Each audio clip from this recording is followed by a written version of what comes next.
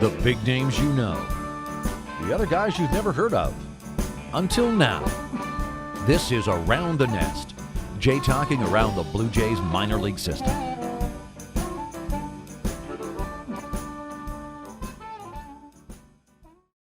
I'm Jesse Goldberg-Strassler, joined now by the Toronto Blue Jays, by one of the Blue Jays player development analysts, a guy whom I had the great pleasure of meeting only for a couple of times, and yet he's great. Evan Short, a medium-sized man and a gaucho at that. Evan, what was your path to becoming Blue Jays player development analyst? Well, Jesse, thanks for the kind words, and I appreciate the play on my last name. That's honestly a first for me, so kudos to you. I knew I would be the first. Yeah. My path to the Blue Jays was pretty cool. I started out at UC Santa Barbara, a mid-major D1 school on the west coast of California. I went to school there and just kind of started as an intern with the coaching staff over there. Eventually, I grew enough standing to sort of suggest that the coaching staff find unique ways to win as a mid-major program, and a lot of that entailed some pretty significant investment into technology, stuff you hear about today with StatCast and some kind of cool radar technology that tracks spin rates and exit velocities and stuff like that. So I was fortunate enough to work for a head coach who was willing to be open-minded about spending some serious money on stuff like that, and I became the head of analytics there, and kind of figured out over some period of time to apply some of the data into making players better. And thankfully enough, we had some success, and I was able to attract some interest from some teams. And thankfully enough, I'm really glad I ended up with the Blue Jays, and that's kind of where I am now. Hey, I'm thankful. I want to go back, though. You suggested to them, hey, let's consider doing this. How did you come upon that technology in the first place? Right, yeah. So I was just a nerd at heart, really, just following baseball. Kind of like a lot of people who are gaining entrance in the game right now. I was never really good at playing, but I was pretty good with the numbers and understanding how maybe we could apply some of this information on the field to make guys better. And thankfully, I made a case to a guy, like I said, who was pretty open-minded about that stuff. A mid-major program, you got to find unique ways to win out there, especially against these giant SEC teams or ACC teams, something like that. Even UCLA down the road was pretty tough for us. And I don't know, I guess I just spoke well enough and put together enough reason to make it worthwhile. And I'm just happy it worked out the way that it did. When you were interviewing with the Blue Jays, when you joined the Blue Jays, how much of what you brought to the Blue Jays was what you had already been doing? And how much did you have to learn about what the Blue Jays were already doing? Yeah, no, that's a great question. I think like at the time I was with UC Santa Barbara, we were just kind of figuring out how all this stuff worked, which concurrently occurred with a lot of major league organizations, I felt too. And I think the Blue Jays were looking to expand in that area. And honestly, I think the easiest thing for a major league organization to do if they want to implement something is to hire somebody who's kind of sort of been exploring in that area already. And thankfully, I think it was more of a right place, right time situation for me personally. And they were willing to give me a look. And I'm just happy it worked out the way it did. What was your first year like working with the Blue Jays? Yeah, it was pretty eventful. Obviously, pro ball is a completely different animal, as you know better than I do, honestly, Jesse. I think I think kind of fitting into like a different calendar and understanding the different skill levels, and understanding like maybe what's needed for certain players at certain times is different than it is in a college sense. You know, colleges you basically have a fall season to prepare for the spring. And in minor league baseball, you've got a number of years to work with these guys. Not that there isn't any less urgency to improve them, but the time horizon's a little bit different. So I think, at least for me personally, one of my biggest lessons was learning a little bit about patience, take things a little easier, develop relationships, and get to a point where you could really lay out a plan that's detailed and well thought out. And hopefully in the end, it puts the player in a good position to have success. This is going to lead us to a moment where things did not go as planned for anybody around the entire world. But you're entering your second year. How are you feeling about the plan that you were bringing into your second year? Yeah, obviously tough. I know, Jesse, we were talking about before we hit record, but the pandemic's affected a lot of people in a lot of different ways, and in a lot of cases, kind of negatively. But we were talking about silver linings. Maybe one silver lining is we have extra time to actually catch up and do maybe some personal growth, whether we want to read some books that were always on our desk that we never got to, listen to some podcasts, maybe take an online course or something like that. So for me personally, is I have all this time, I might as well learn something, hopefully get better at my craft. That doesn't involve working with players on a field, but I mean, at the same time, from an organization standpoint, the Blue Jays did a good job of keeping everybody connected throughout some really uncertain times. We've had gigantic player development Zoom calls where we kind of go into different departments, areas of expertise, and we learn from each other. And I think the end goal with that is to create a more holistic system on the other side of this. So I think, like, honestly, that little bit of downtime created pretty cool opportunities to actually take a step back, think about what we're doing, and how can we put ourselves in a position to really hit the hammer whenever we get going again, whenever that day may come. Well, we don't have a minor league season of sorts. The major league season for the Blue Jays is over, but there are Fall Instructs. So in a sense, there is a bit of getting going again. How have things gone? Yeah. One, it's really nice to be back on a baseball field, as I'm sure you would ask anybody around me would also say. Yeah, and two, I think, we've had time, like I said, to kind of think things through and have a plan. So I think now in Instructs more than ever, we've been able to get going from day one. Maybe in the past, we needed some time to ramp up and learn about guys, maybe give them a little bit of rest before diving straight into Instructs. But in this case, like, all the guys that we brought in, at least on the pitching side, these guys were ready to go from day one, and that's really cool. So, like, knowing that we had a bit of a head start when Instructs started, I think now we're starting to fold into, like, some of the stuff that's more at the center of the onion in terms of pitch development or game strategy or things like that. So I think that's kind of created a unique opportunity for us here in Instructs. The whole idea that guys are ready to go from day one. I'm going to get back to that in just a second. But something that you said, in the downtime, chance to read books, chance to listen to podcasts, to do things personal. What was something that you read or that you listened to, that you heard, a way that you spent your time that really stuck with you? Yeah, one of the coolest books I read that kind of stuck out to me was a book called The Signal and the Noise by Nate Silver. For You probably already know Jesse, but he's a pretty robust statistician who's been able to create some pretty impressive.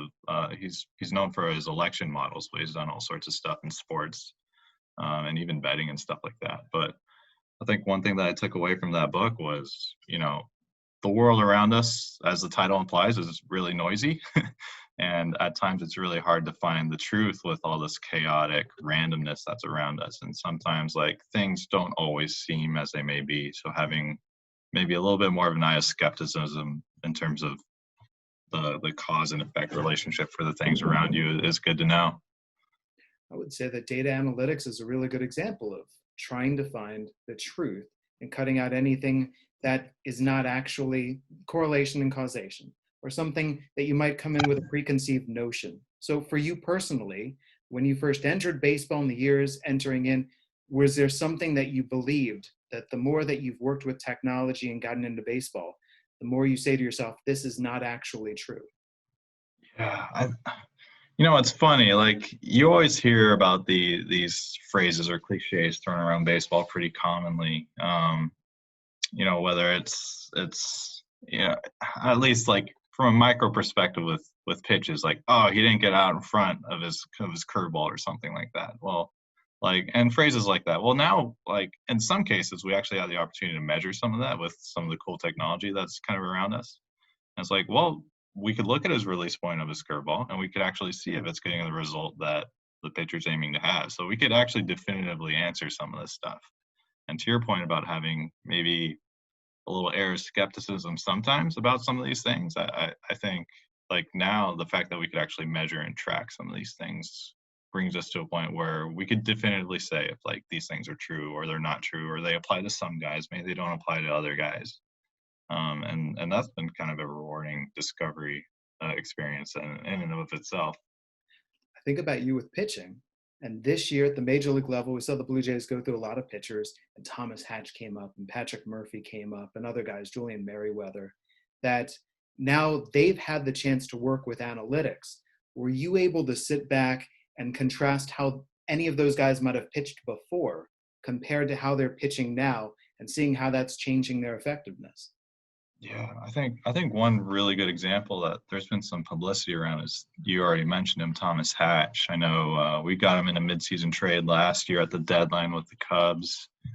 Before, he was maybe a little bit of a different guy over there, and then when he came over to us, we realized maybe a couple things, that he does pretty well that maybe he doesn't fully utilize.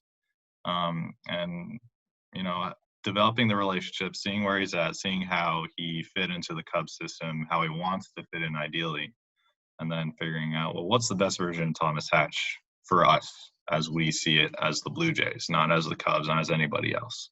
And he's a success story where, just microscopically, we felt like his changeup was really good and we want him to throw it more. And it's something we found out that he actually has a lot of confidence in. And obviously, not every situation plays out as well as this does, but I think this is a good example of knowing that, hey, here's maybe some low-hanging fruit, we can all get on the same page on it, and maybe he'll take off. And in Thomas Hatch's case, he really benefited from that, and it was awesome to see him this year in the big leagues.